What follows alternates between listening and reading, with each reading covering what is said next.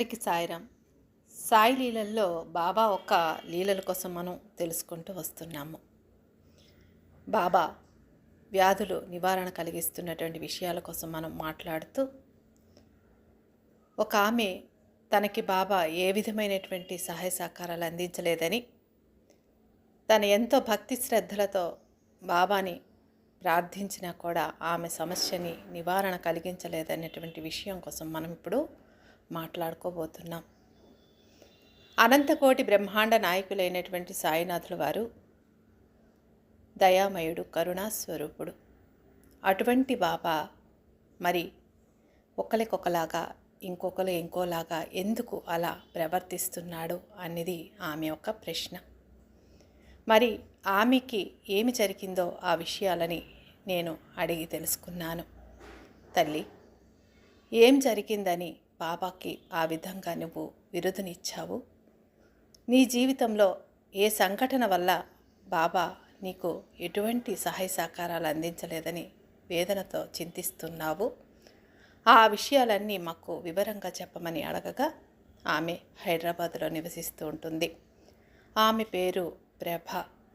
ఆమె జీవితంలో జరిగినటువంటి సంఘటనని నాకు తెలియపరిచింది. నేను మీ అందరికీ అది తెలియపరచాలన్నటువంటి సంకల్పంతో ఆమెని అడగగా, ఆమె ఈ విధంగా సమాధానం చెప్పింది. అమ్మా, నేను 15 సంవత్సరాలు దాదాపు బాబాని భక్తి శ్రద్ధలతో ఎంతో ప్రేమతో పూజించాను. ఎంతోమంది చెప్పినటువంటి బాబా మహిమల కోసం విని బాబాని ప్రార్థించాలన్నటువంటి సంకల్పంతో నా మనస్సులో బాబాని ఆరాధించాలని అనుకున్నాను. ఆనాడు నాకు తెలిసిన రోజు బాబా ఎలా ఉంటాడో ఏమిటో కూడా తెలియదు.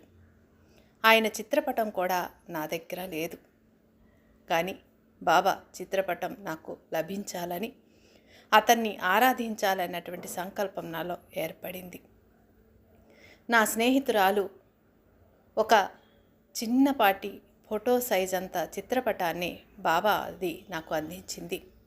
ఇతనే షిరిడి సాయినాథుల వారని నాకు తెలియపరిచింది. నేను ఆ చిత్రపటాన్ని ఎంతో భక్తి శ్రద్ధలతో హృదయానికి హత్తుకొని నా పూజా మందిరంలో పెట్టుకొని బాబాని ఆరాధించుకునేదాన్ని. అసలు అతని గురించి ఏమీ తెలియకపోయినా అతన్ని భక్తి శ్రద్ధలతో ఆరాధిస్తూ అతనే సర్వమని నమ్ముకొని నిరంతరం అతన్నే పూజలు చేయడం మొదలుపెట్టాను. అంతటి అద్భుతమైనటువంటి పూజలు అందుకున్నటువంటి బాబా తర్వాత నాకు బాబా విగ్రహం కావాలన్నటువంటి సంకల్పంతో మనసులో భావన కలిగింది. ఇక రాబోతున్నటువంటి సాయి లీలల్లో ఆమె జీవితంలో ఏమి జరిగిందో తెలుసుకుందాం. అందరికీ సాయిరాం.